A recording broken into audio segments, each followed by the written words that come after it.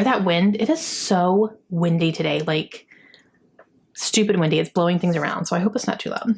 Hey guys, it's Sarah, and today I am going to be running through all of the books that I read in the month of March and let you know what my thoughts were on them. And this month was a good month. It turned out to be good. I was a little bit nervous in the beginning because I tend to start off a little bit rocky, and then by the end of the month, it all just kind of starts adding up. So I don't know why. Usually the first 2 weeks of the month, I'm like, I'm not reading anything, but then I finish 5 books in 2 days. So yeah, it's a whole thing.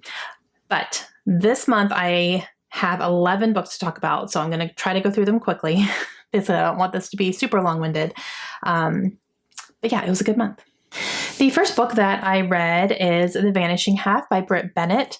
This was our book club pick for the month of March, and unpopular opinion, didn't really like it. So this follows 2 girls. They are twins. They grow up in a very small town in Louisiana. And these 2 twins decide when they are teenagers that they've had enough. They don't want to be in this town anymore, so they run away. And they start off together, and then they end up going their separate ways. And they are light-skinned enough that one of the sisters can pass as white, and the other one decides not to do that. So you see how their lives are different based on that. There are definitely some content warnings in here I want to talk about before I get into my likes and dislikes, but there's definitely abuse in here. There is also a very horrific death scene, death of a parent, obviously racism, and there is also some sexual assault in here as well. Okay, so what did I like about the book? I liked the premise of it. I thought, following these 2 sisters in different situations would be interesting. And I also liked how it all kind of tied up at the end. Okay, but what did I not like about it? I didn't like that it took a very long time to get the perspective of the sister who was white passing. I think I got to almost at least more than halfway through the book before we even got to her. And I was like, okay, are we going to get to her? Because there's supposed to be differences here in how things, and then they did. I kind of wished it was a little bit more back and forth throughout the book. I think that would have kept me going a little bit faster in it. And there was also a character in here that I felt was not necessary. And I felt it was a checkbox for diversity. And we got one random chapter from that character's perspective. And I just didn't get what the point of having this character in this book was, because this character did nothing for the story, and I felt it was a token, and I didn't like that. The character is Reese. If you've read this, you know. I feel like if you're going to have a character like Reese in a book, that, there should be more of a purpose there. There should be more of the story, because I felt like we got a little bit of Reese's story, and then it was just like, okay, but then what's the point? So Reese had nothing to do with the sisters, nothing. And that's what this book is supposed to be about. So I didn't really like that. And overall, I just felt like I was underwhelmed based on the hype of this book. This book won the book of the month, book of the year. And I don't get it. I was very, very underwhelmed by this book.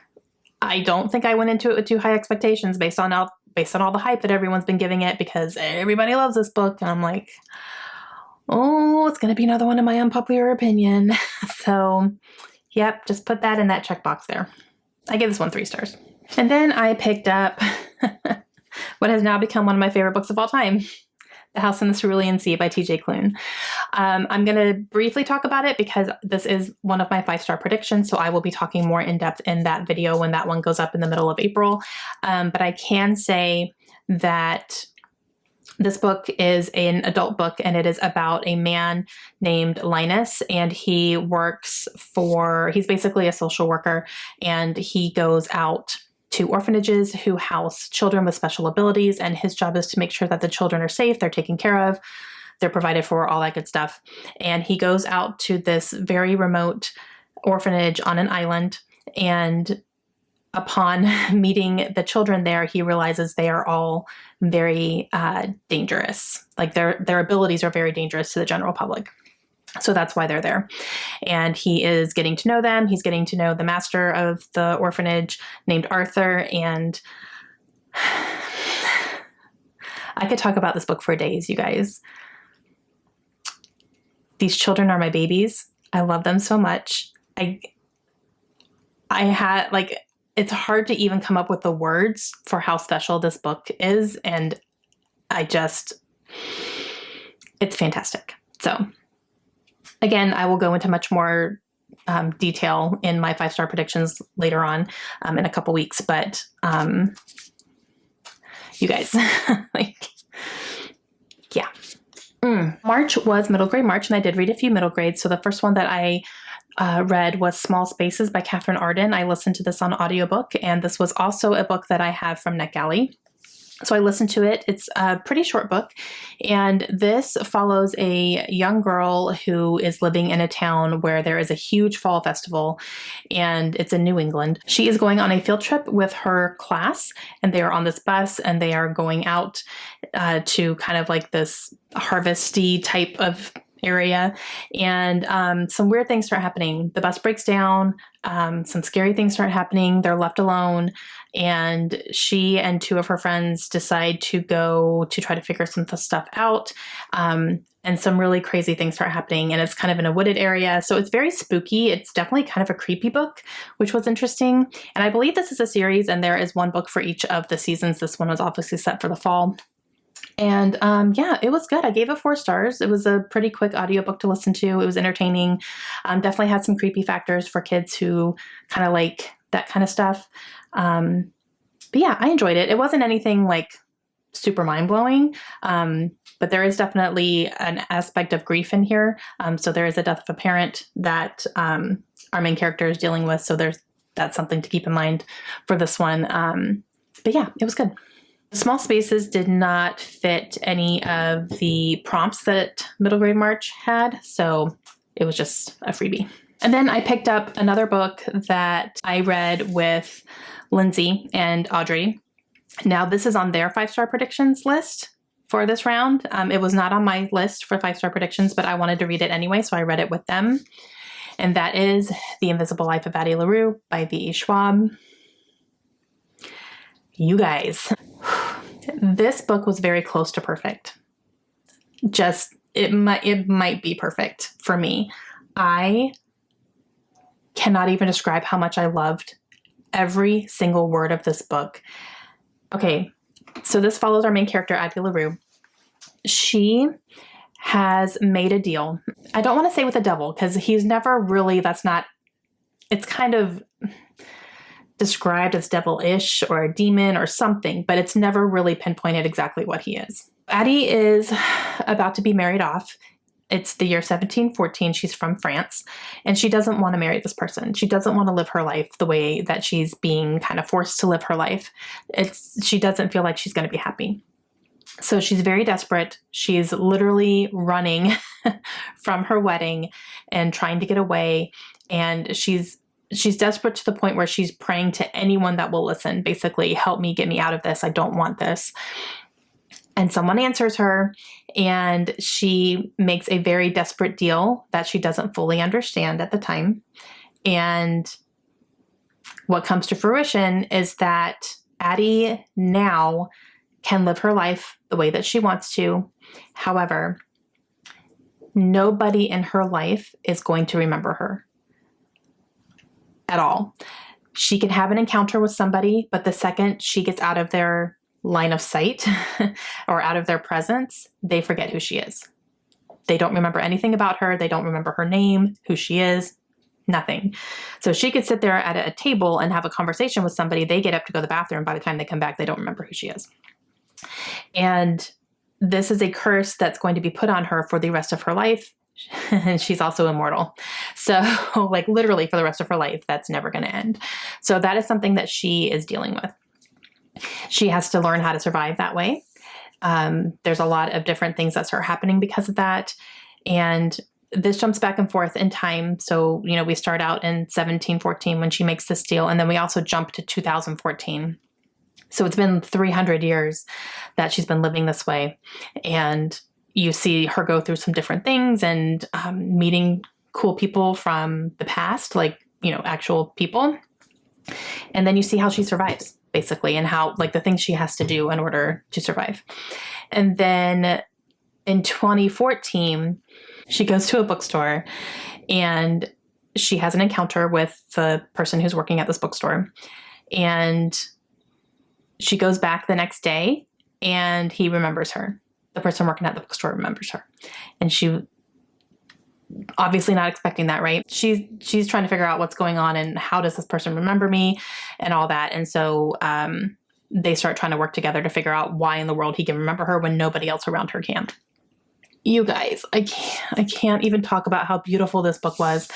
And I know that it took V.E. Schwab a very long time to write this. She had this idea a very long time ago and took a long time to let it kind of simmer and develop. And then she wrote it, and like it was a very, very long process. And to me, I could tell that she took her time with this, and I could tell that every single detail in here was intentional and every single word had a meaning. Like it was just, the writing in here is top notch. I've read V.E. Schwab before and I loved her books before, but this is just like a whole nother level. And I loved every single page. Like this is another one that, you know, this could be top 10 for me. I loved it so much. And yeah, just completely obsessed. So this is obviously a 5-star book for me. I loved it so much. I don't know how I'm going to pick favorites this year. I really don't, because I already have 3 and it's only March, but like this one is just chef's kiss. Next book that I read is another audiobook that I listened to, and I buddy read this with Karen, and we read The Night Swim by Megan Golden, and I really enjoyed this book. This is a great audiobook for sure because this has a podcast element in it. So this follows a podcast host, and her name is Rachel, and she does true crime podcast, and she travels around and talks about cases that are happening and follows them kind of in real time and does her podcast from those locations. She is covering a trial that involves a rape, and it is a man who's a star swimmer, kind of like Olympic hopeful, blah, blah, blah, and he rapes a girl. And there's a court trial going on for it. And it was very interesting to see that because, you know, you see the town's reaction, you see the excuses being made, you see the victim blaming, all that good stuff. So that was hard. And it's also another story happening where this podcast host is being asked to look into a cold case that happened in the same town. She's being reached out to by this girl whose sister she believes was murdered. Everyone's saying it was an accidental drowning. She doesn't believe that. So she's asking Rachel to look into that while she's here too, since she's in the area. So Rachel kind of takes that on a little bit too and tries to look a little bit deeper into that. So you do go through this trial, this rape trial, and then you're also kind of going through this cold case as well. And you follow Rachel doing both of those things. The audiobook was great because the podcast sounds like a podcast. It's fantastic. The narrators are really great. There's 2 different narrators in here. 3 narrators. I wrote them down. So Bailey Carr, Samantha Diaz, and January Lavoie, who's one of my favorites. I love her. So fantastic audiobook if you can find it. The rape trial scenes are hard because you go through the details of the rape. So there is that in here. If that's something you're sensitive to, be mindful of that. It does go into detail about what happened. But yeah, I thought it was great. I gave it 4 stars. Next one that I read is a middle grade, and this one was sent to me from the publisher, so I really appreciate that, and that is The Hat Makers. This is by Tamsin Merchant, and this one follows a young girl named Cordelia, and she lives in this different version of London where there are makers who kind of run all the magic that happens, and they do it based on the clothing that people wear. So there are hat makers, which is what she is, and every time they make a hat, they put different ingredients onto the hat. So accessories and things like that, that give the person who wears the hat different, not abilities, but, you know, there's like, they'll put things on there for confidence, or they'll put things on there to show affection, or, you know, just different types of things like that. And there are different types of makers throughout London. There are different houses that house them. So there's a hat maker house, there's a glove maker house, there's a boot maker house. Like there's all sorts of different houses like that. They are also all kind of enemies, I guess you could say, or they don't get along very well. And one day, Cordelia's father is out on an expedition and his ship goes down and he is missing. He's presumed dead, but they don't really know exactly where he is, but his ship has gone down. They can't find him. And so that obviously, devastates them. Meanwhile, the king is requesting, and the royal family is requesting some hats from them. So they have to fulfill that so that they can make their living still. And you see Cordelia kind of dealing with all this stuff. Okay. I thought this was cute. I didn't think it was amazing. I could definitely tell it was Tamsin's first book. And I didn't love Cordelia. That was my thing. Like, I didn't love this main character. I thought she was very impulsive. I thought she made really dumb decisions that got her in a lot of trouble, and she didn't seem to learn her lessons from those. She was very, very impulsive, like I said. And she was putting herself in really dangerous situations when, she has resources and family members that she can go to and ask. But yeah, I don't know. So I finished this one feeling a little bit underwhelmed. I do think this is just so incredibly adorably cute. I think it's adorable. So this was also sent to me on NetGalley as well. So that was another NetGalley that I could check off my list, which was nice. But yeah, so I gave it 3 stars. It was cute, but it wasn't spectacular. So this one, I used the prompt for silhouette on the cover because all of the people in the house here are all silhouettes. So I used it for that prompt for middle grade merch. And then I read The Strangers, and this is by Margaret Peterson Haddix. This is the first book in the Greystone Secret series. This is another middle grade. This was also sent to me from Lindsay for our Christmas book exchange, so got to read one of those. Now, this one I used for the prompt for a strong family bond. So it was very much family oriented here. So this follows 3 siblings and their mother, and they are just living their lives. They're pretty happy. They are dealing with the aftermath of the death of their father. So there is a death of a family member in here. And one day they see a news report where there are 3 children who are kidnapped. And these 3 children have the same names as them, the same birthdays as them, but they don't look the same. So it's kind of interesting that way. And they think that this is way too much of a coincidence that something isn't going on here. And then right after that news report comes out, their mother disappears. It's kind of tried to be explained away, but the kids are not buying it. They're like, nope, something's wrong. Mom would never do this, blah, blah, blah. So they make it their mission to find out what happened to their mother. The cool thing about this book is that this used a lot of code breaking. So there were a lot of different things to kind of figure out and to, figure out what the code is and then how to break it and all that stuff. So that was pretty neat. And then you do find out what actually is going on, which was pretty cool. So I did enjoy it for that. One thing I didn't like about this book was the youngest brother. His name is Finn. And I call him the Carl. He's the Carl of this book. If you watch Walking Dead, there's always a Carl who needs to stay in the house, right? Stay in the house, Carl. You're in the way. You're being too impulsive and making dumb decisions and, making it harder for everybody because you're just doing whatever. Stay in the house, Carl. That was a whole thing with Walking Dead. So Finn is the Carl here. I don't know. He got in the way all the time. And when he wasn't in the way, they were trying to fix something that he messed up because, he's young. So I don't know. I didn't like him all that much, to be honest with you. I just felt like you're 5 years old. Stay in the house. So I don't know. There is that. But overall, I thought it was good. I think middle graders will definitely like this book, especially the code breaking stuff is pretty cool. And I gave it 4 stars. And then I picked up my last book for a 5-star prediction. So I'm not going to go into what I actually gave this book yet. I'll go into much more detail about that later. But I picked up The Hating Game by Sally Thorne. I'm smiling. I thought this was so great, guys.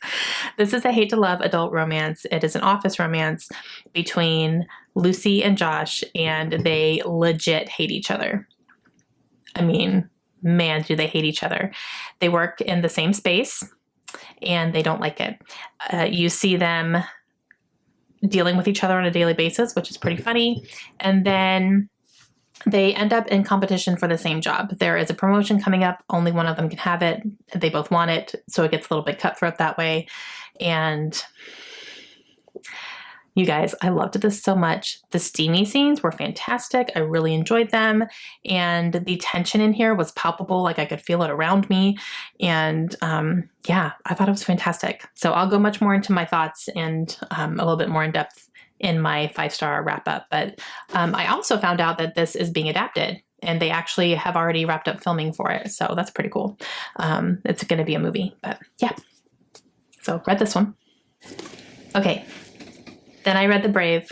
This is by James Bird. This was the group book for middle grade in March. And I have some thoughts. I have some thoughts on this one. Okay.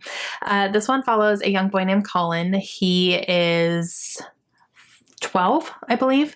And he has a condition where he has to count the words that are spoken to him. And he has to count that number of letters. Sorry, not words. He has to count the number of letters that are spoken to him.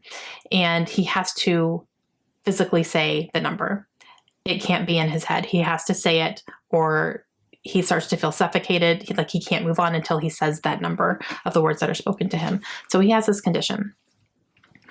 It is causing so many problems in his school that his dad decides to pull him from school and to send him to live with his mother, who lives on a reservation. Colin and his mother are both Ojibwe. So he goes to live with her, even though he doesn't know her at all. And it follows, him from there. While he's living with his mother and forming a relationship with her, he meets the girl who lives next door, and a romance starts from there, actually. So, okay, I have some really strong thoughts on this book, and the more away from this book I get, the more there's things. Okay, I'll do non-spoilery stuff first, but then I do have to get into a couple little spoilery things. Otherwise, I'm not going to be able to explain why I had some issues with it without spoiling a couple of things. I'm not going to be able to get that across very well. So I will warn you before I go into spoilers, and I'll put a timestamp for when to skip ahead if you guys have not read this yet and you want to. Okay, so overall for this one, I really liked Colin. I did. And my heart broke for him because this definitely has a lot of bullying in it. And I mean bullying.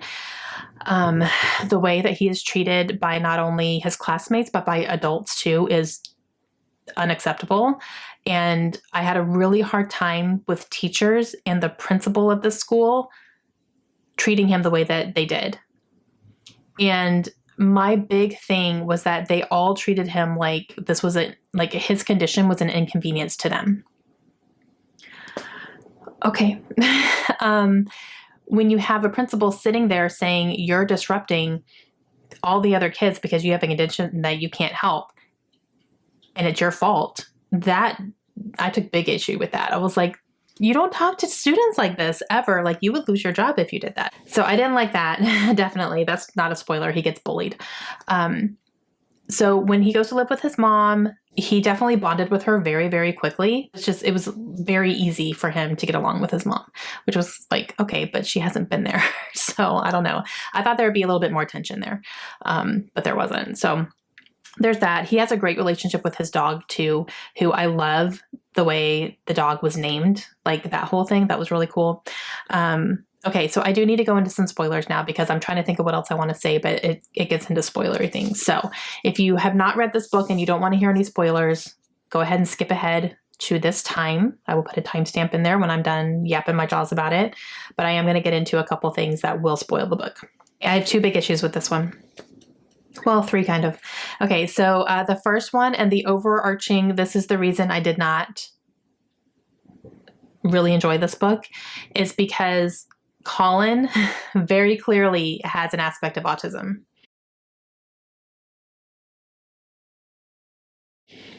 That is an autistic trait. Having that compulsion, no matter what it is, it's different things for different people, but having that compulsion to do that and feeling like you are overwhelmed and you can't focus and you can't function until you do this thing, that is an autistic trait. And the problem that I had with this book is that it never once said the word autism in here. It never goes there. And it even says in the book that he has seen doctors for this condition that he has, and none of them could help him. They all got annoyed with him and sent him away. Okay, no. Any doctor worth his salt is going to know that this is an autistic trait, and he can get help with that. He can get therapy for that to help him cope with it in a healthy way. There's a whole profession around this, guys. And it bothered me that it was never addressed that way. And the ending angered me because in the end, he goes into this tent with an older Native American who does a ritual thing, and then he comes out and he's cured. And I just went, are you kidding me? There's no cure for autism. This is not reality. And that made me look at this book and go, is this magical realism? And I understand that Native American cultures do have their rituals and they have their customs and they do things in a certain way. And I totally respect that. But there's no cure for autism, and Colin is autistic. I'm sorry. That's just what it is. My best friend has a son who's autistic, and I consider him my son as well, even though I had zero role in raising him, but like they're family to me, and he is as well. So I couldn't help thinking about him while I was reading this, and it just made me angry because of that, because I was like, no one's helping him. Nobody's helping him. I didn't like that at all. And I didn't like the message at the end where it can be cured. No, it can't. So that's one thing that really bothered me about this. Because of that, I gave it a 4 stars because overall I still enjoyed the book, but the further I got away from it, the angrier it made me. So I was like, I think I'm going to drop it down to a 3. And then I got a little tip from Kelly over at the Cozy Reader. I'll leave her channel link down below. She read this book as well for middle grade March, and she pointed out something that I just went, I never even picked up on that. So there is a book that is mentioned in here, and it's something that his neighbor, his girlfriend, wants him to read. And she makes a big to-do about, you have to read this book, it's amazing, and blah, blah, blah, and you have to read this book, it's going to help you, and it's going to give you a new perspective and all these things. And it was How to Hang a Witch by Adriana Mather. And I was like, okay, like, I don't know how that's going to help him. That's about the Salem witch trials. So it kind of at first was like, you know, she was like, you need to read this book. And then it said what it was. And I was like, why does he have to read that book? And then he read it, and it was like amazing and the best book he's ever read. And he couldn't put it down and blah, blah, blah, blah, blah, and all these things. And they were going on and on about how to hang a witch, which didn't make a ton of sense to me at first. I was just like, what's going on? But then I just thought it was just like, okay, whatever, that's fine. So it didn't really bother me. Like, I questioned it at first, and then it didn't really bother me. But then Kelly pointed out, and I didn't even piece this together, is that James Bird, the author, is married to Adriana Mather. So he's like plugging his wife's book in his book to get other kids to read it. And to me, that feels icky. And I don't know why. I just went, was that underhanded? Like, why are you doing that? So I didn't like that at all. I felt like that was a really cheap shot to get middle graders to pick up How to Hang a Witch. Okay. So that pushed me over to lower my rating to a 3 stars. And it's hard because like these two things I didn't like. You know, the big thing was the undiagnosed autism in here. That's a big thing for me because, you know, I'm very close to a young boy with autism. And so I've definitely become a lot more sensitive to that over the years. But I still enjoyed the book. But like, I'm not going to keep it on my shelves because I'll never reread it because, you know, it did kind of make me mad. But like the story was still good. So it's really confusing for me about how I feel about this book because I feel like the things I didn't like were big, but overall, the book was good. I just don't think he handled the autistic aspect well, which is like the main aspect of the book. I did like his friendship with his neighbor. That was good. That did turn into a romance, but yeah, so I don't know. Strong feelings, strong feelings. So that's how I feel about that. So as of right now, it's sitting as a 3 on Goodreads. And then I picked up the book that I wanted to read for the buzzword for the month of March, and that buzzword was time. And so I read How to Stop Time by Matt Haig. And this one was good. I really enjoyed this one. This follows a man named Tom who is 400 years old. He does age, but he ages incredibly, incredibly slowly. It takes him decades to even look 1 year older. And that is something that he was born with. It's like a hereditary trait. And when he realized what was happening, he realized how difficult his life was going to be. He can't really stay in one place for more than a decade, because people are going to start noticing that he's not aging when everyone around him is. That makes it very difficult to have a relationship with anybody, or anybody who doesn't know about his condition, which no one's really supposed to know. He's also part of this secret group called the Albatross, and it's people who are all like this, and they have a resource where every 8 years they move to a different place. They get a whole new different identity, a whole new name, everything, and they have someone who sets all that up for them. So every 8 years they have to move. They have to go somewhere else. So the biggest rule is don't fall in love, don't don't create ties to somewhere. That way in 8 years you can easily move on and no one will question too much. So naturally, of course Tom falls in love. Right? Of course he does. So you follow Tom, and it does go back and forth. There's a present day, and then you're kind of following him back when he's younger and kind of growing up and stuff. So it was very interesting. I really liked it a lot. I loved the parts where he was working with Shakespeare. Like he worked for Shakespeare, which was really cool. I think those parts were my favorite. I really liked Tom as a main character. I thought he was smart and resourceful, and yeah, so it was good. I gave it 4 stars. And I have 2 more books to talk about real quick. One of them I'm in the middle of, and I want to give you my thoughts so far, and then I'm not going to include it in my April wrap up. I don't want to wait that long to talk about it. So I'm going to talk about what I can here, and then just make sure you're following me on Goodreads to see what my final rating is going to be for this one. And then I do have a DNF as well, because I did DNF a book this month. Okay, the book I'm currently in the middle of is a middle grade, and that is Alessia and Atlantis. This is by Natalie Lane. This is the first book in a middle grade series, and this is called The Forbidden Vial. So this follows our main character, Alessia, and she is going to a private school. However, she's having a hard time there because she gets made fun of a lot. She is very oversensitive, is what she calls herself. So she has, she tends to go into getting very emotional about the way other people are feeling. So if someone's embarrassed, she feels embarrassed for them. Or if someone's angry, she feels angry for them. And she tends to cause a scene because of that. She feels it so much. And so she's having a hard time with that. And then one day during class, she has an episode. And so she runs from the school because she just needs to get away. And she's on the beach right outside the school. And she gets attacked by this huge frog monster, basically, is what it is. She doesn't understand what's going on. So she gets away from this monster. She decides to jump on a bus and go to the small village where her mother is from, which is the whole reason she wanted to go to the school, because she wanted to find out more about her mother, who has passed away. And while she's at this village trying to figure out if her mom is even from there, what's going on, she accidentally gets into a boat and it gets flipped over and it pushes her down to the ocean floor.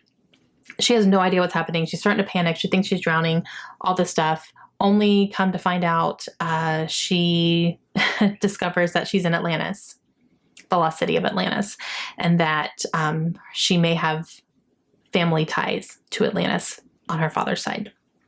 So, very interesting. I am currently halfway through this book. I will say, it's interesting. I'm enjoying the story. The only thing I'm kind of I wish there was a little bit more resistance from Alessia, because she seems to accept all this stuff really easily. She gets down there and meets somebody and they're like, oh yeah, this is Atlantis. And there's a whole other world under here. And she's just like, oh, okay, I'll stay. You don't think you're going insane right now? You're not not believing this and all that. So I kind of wish that she wasn't as accepting as she is right off the bat. Other than that, that's such a tiny thing for me to even be critical about, to be honest with you. But I am enjoying it. There there are a few parts that have made me laugh so far. So I'm definitely going to try to finish this in the next 2 days. Definitely follow me on Goodreads and see what my final rating for this is going to be, because I'm not sure yet. I'm only halfway through, so I still have a little bit more to go, and something very interesting just happened. So I'm excited to see what's going to come of that, because she's definitely learning about, there's something going on with her dad, and she's trying to figure all that out. So, and meeting some new friends and some new people and everything. But I wanted to mention it here because it is part of Middle Grade March. I'm using this for the prompt of a book that involves an adventure for sure. And so just check out my Goodreads review when it comes up. It'll probably be up already by the time this video is up. So I'll just say that. So go check it out. Okay, last book, and I'm going to make it quick because I've been talking way too long and I knew this was going to happen. I DNF'd Dead to Her by Sarah Pinborough. I got 30% into this book. It's a NetGalley book, and I couldn't do it, guys. I could not do it. It took me a long time to get to 30% because I actually started this book in February. And then finally, in the beginning of March, I was like, I'm just going to stop because I can't read this anymore. I didn't care, basically. So this book follows a group of wives who are living in Savannah, Georgia. There is a very rich white man from there, and his wife recently passed away. And it was a big thing. She was part of their group. It was a whole thing. He takes a little vacation for himself after to grieve, and then comes back with a very young African-American wife from London. And so this is a shock to everybody that he did that.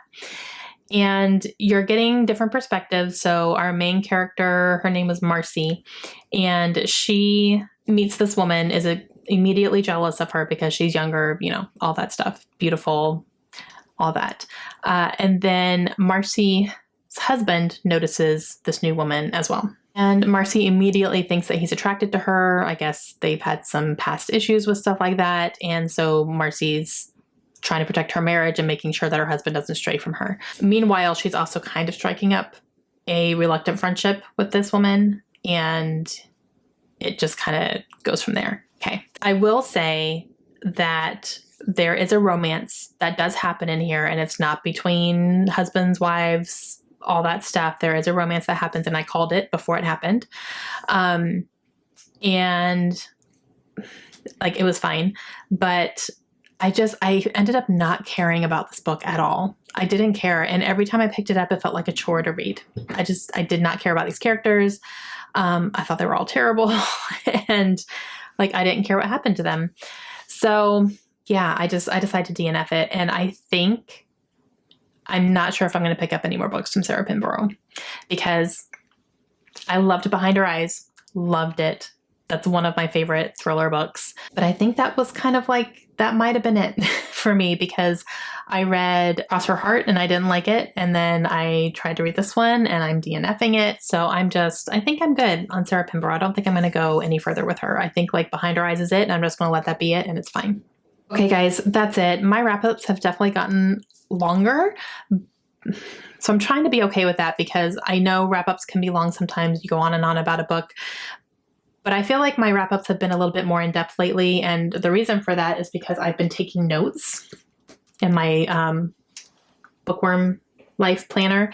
I have a little notes page here that as I'm reading them, I'm writing things down. So I write down definitely like content warnings that I want to mention, and I'm definitely writing down like big aspects of the book so I don't forget to mention things or anything that I want to make sure I reference. So I think my wrap-ups have been a little bit better in depth that way. So they're longer, but I'm okay with that. I hope you guys are too. Okay, so that's going to be it for me today. Again, if you want to check out my final reading for Alessia and Atlantis, it's already up. So make sure you go check my Goodreads for that and see what I ended up giving it overall. But yeah, hope you guys enjoyed it. Okay, let me know what you read in the month of March. Let me know if you read any of the books that I talked about and what your thoughts were. And I will see you guys again soon. Hope you have a great day. Bye.